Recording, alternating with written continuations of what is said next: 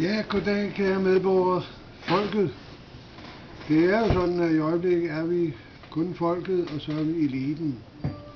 Og det er jo eliten, der bestemmer her, både i dagens Danmark og i resten af verden. Jeg sammenkalder i morgen til demonstration på torvet i Nykøbing kl. 15. Fordi vi skal koble os på den her verdensomspændende protestdag, der nu er overalt på kloden, og i København og alle de større byer i Danmark.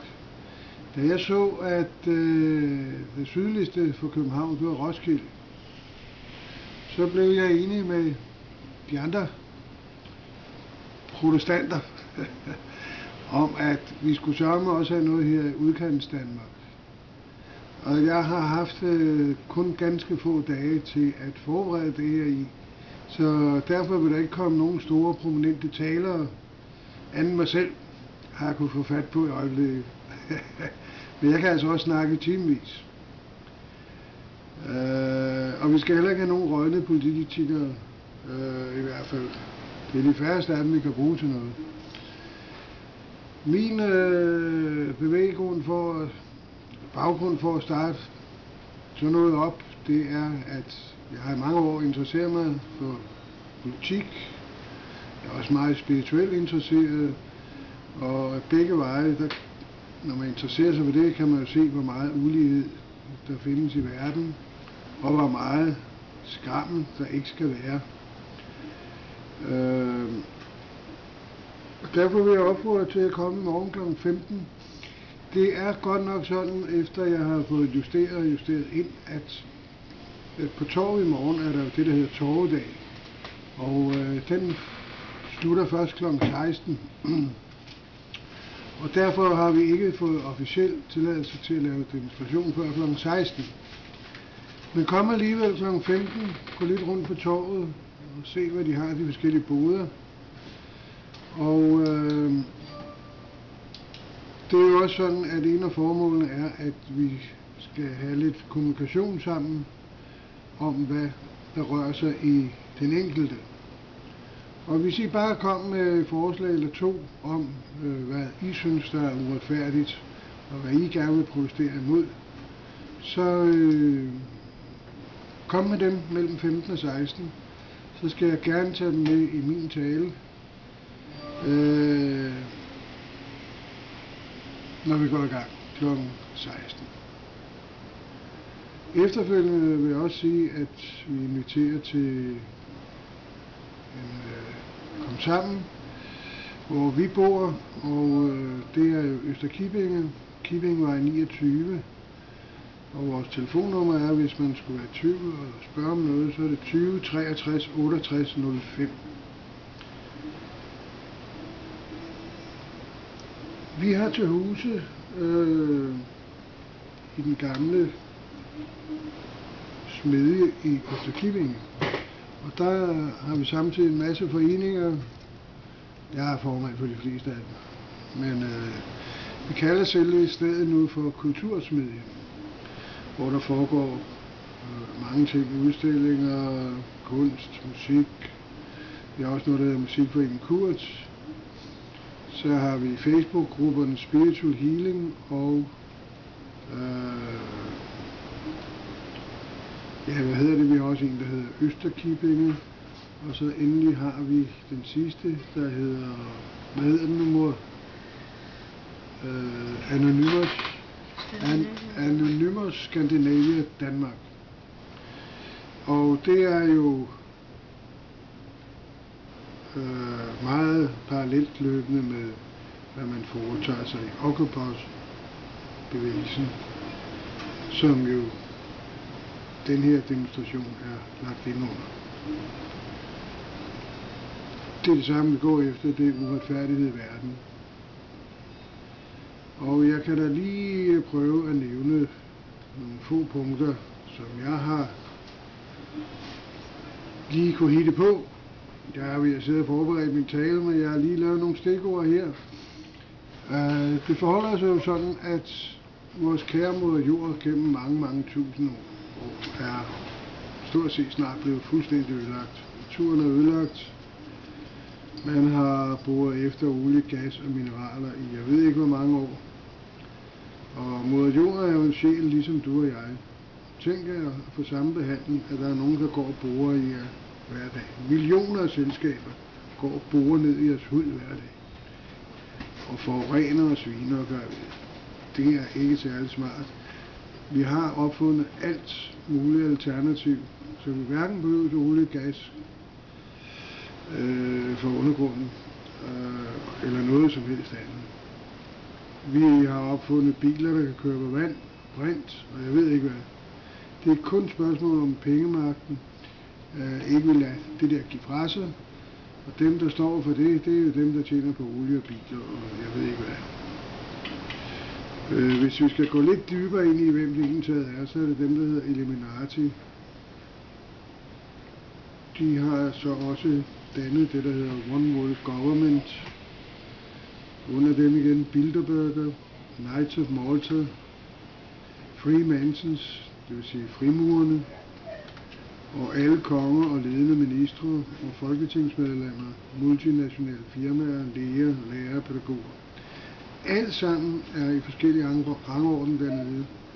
Nogen, der kun vil det, at deres yderste mål er simpelthen at reducere verdens befolkning, så vi kun bliver 10% tilbage. Og det gør det gennem lægerne ved at forgifte os på en eller anden måde med alt det der medicinalindustri, alt det sprøjt, de leder ud.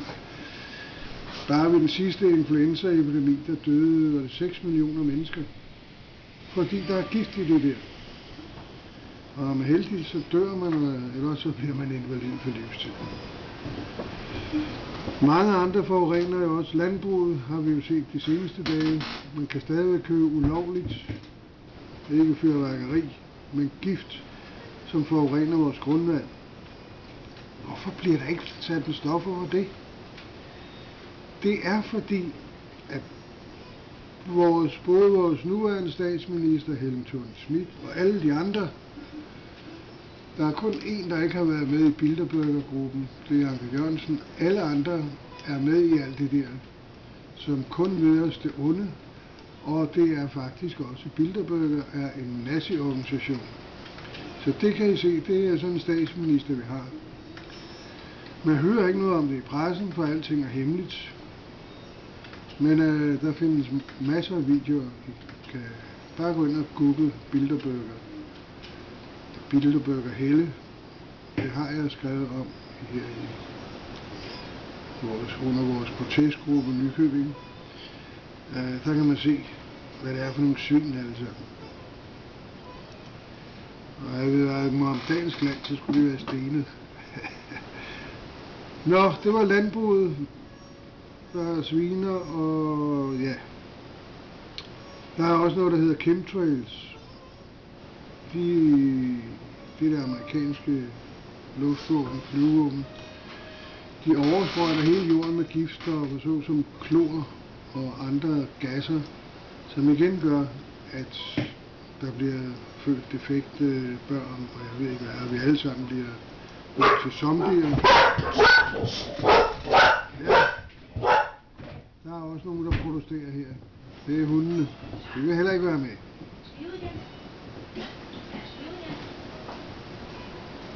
Så er der Monsanto, det er verdens største frøfirma, som de sidder, jeg kan ikke huske om det er omkring 98% af verdensmarkedet med frø.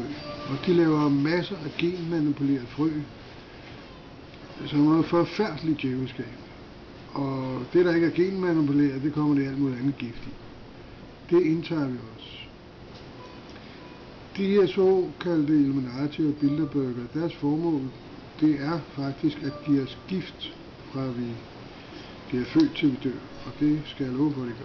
Det kan man se meget mere om på en masse videoer omkring det her. Så er der den politiske.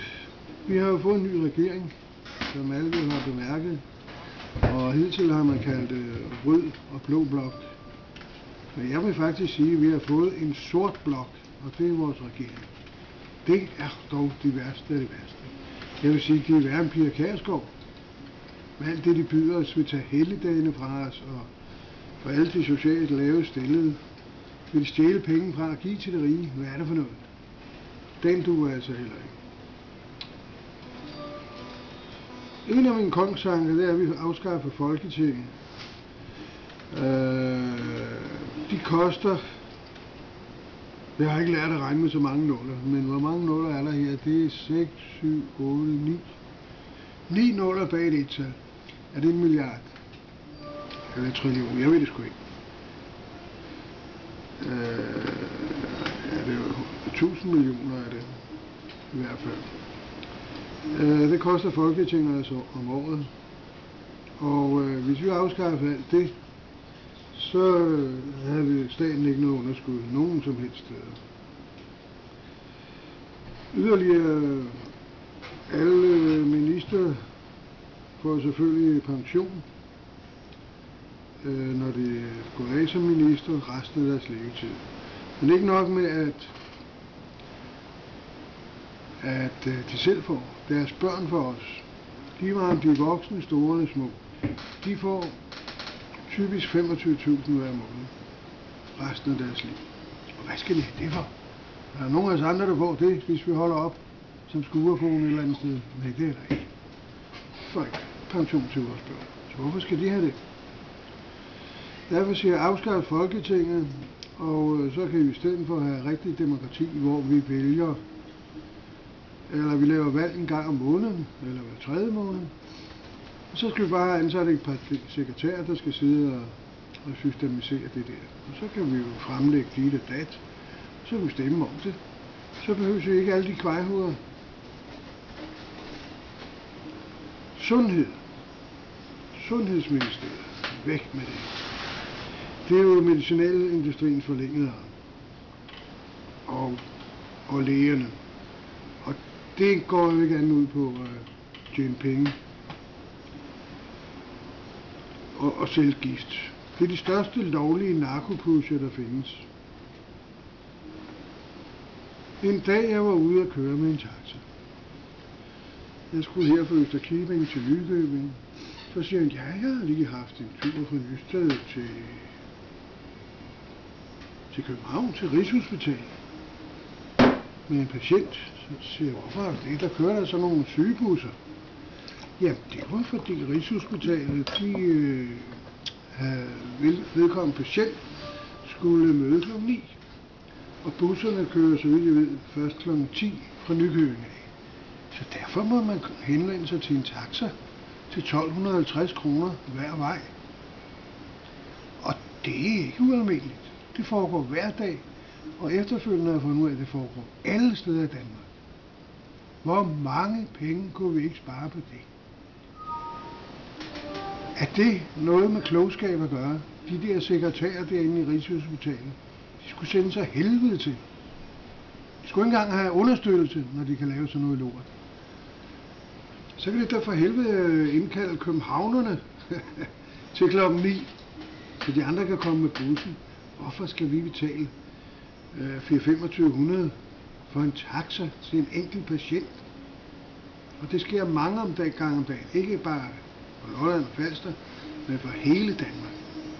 Der kan altså spares mange millioner der hver år. Bare den lille sag. Så der trænger til at blive ryddet ud.